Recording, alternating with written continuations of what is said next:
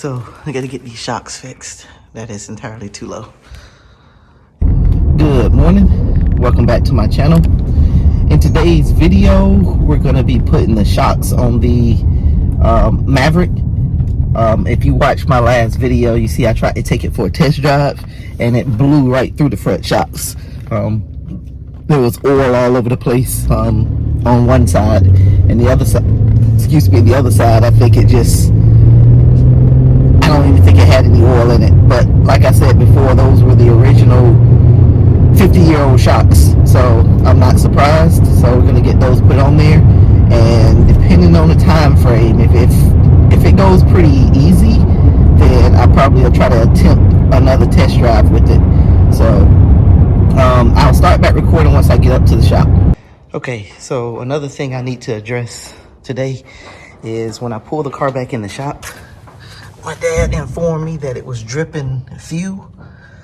He said it wasn't a lot, but he just stuck a pan up under it.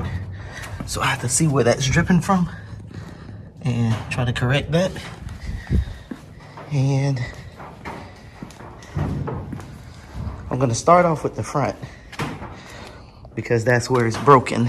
But I bought shocks for the rear also. So we're gonna get this car jacked up, get the wheels pulled off, and see how hard it's gonna be to get these front shocks changed out. So let's go ahead and get started. All right, so I got the shocks right here. They're Gabriel's. The front are red and the back is black. I couldn't find all red ones, so I just ended up getting that. So let's go ahead and get the car jacked up. Okay, so you can see the fluid that's leaking out of the shock. And it looks like I'm gonna have to take the shocks off from the bottom and slide them up through the spring. Not exactly sure if they'll fit through the spring or how that works, but gotta start somewhere.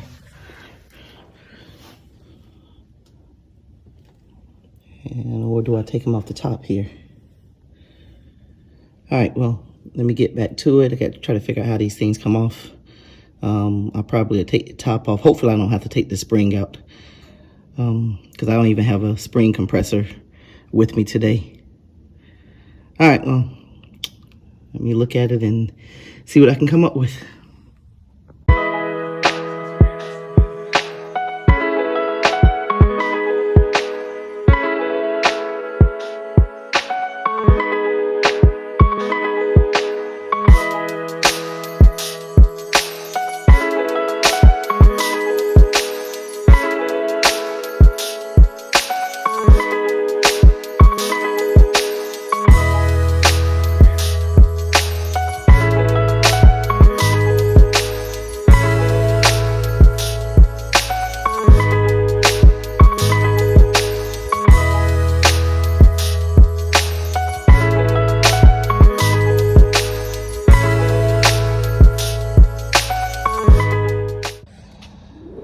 Okay, so he saw me struggle to get the two bolts off the bottom. Now I got them off. So now I already took the stuff off the top of the shock, and I just pick it up and it should come right out through here. Just like that. All right. And I'm gonna lay it beside the new shock. And let me get the hardware out of the box to get this dropped in. Alright, I didn't get a chance to get in here and paint when I had all this stuff out due to the shock being in there.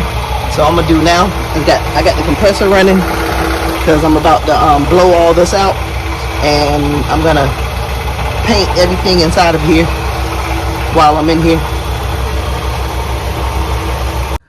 Okay, so just finished painting both sides. As you see, this side is almost dry. Still got a little bit more drying to do, but I can probably go ahead and get the shock ready to go back in.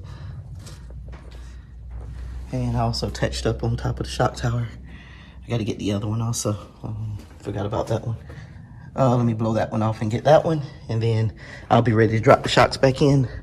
The original shocks that was on this car were Gabriel red riders. So actually replacing them with the same type of shocks, but the ones that I have now are V8 shocks. All right, one shock is in, everything's tightened. Got that on, everything's tightened. Wish I could have got some new bolts for the top of it, but I can always change that later if I need to. It's not very hard to change. Second side is completed and painted. Paint still needs to dry. Still a little sticky, but there it is. Both sides completed. Okay. Shocks are on, and as you see, that's how it sits in the front now. It probably still got to settle a little bit because the back is dipping, but probably just got to settle a little bit and it go down a little bit more. But at least I ain't got to worry about my fenders scrubbing when I turn, or my wheels scrubbing the fenders when I turn. Okay, so now that the front is done, let's go ahead and move to the back. I already got the back jacked up, so let's go ahead and get the back changed out.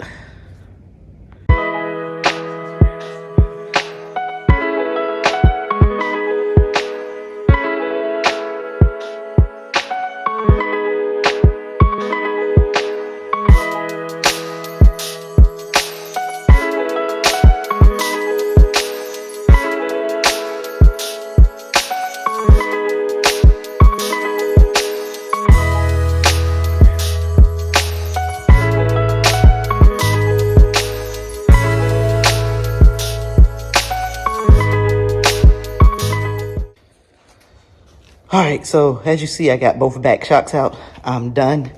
I'm gonna leave it jacked up because I wanna put this heat stuff over the fuel lines.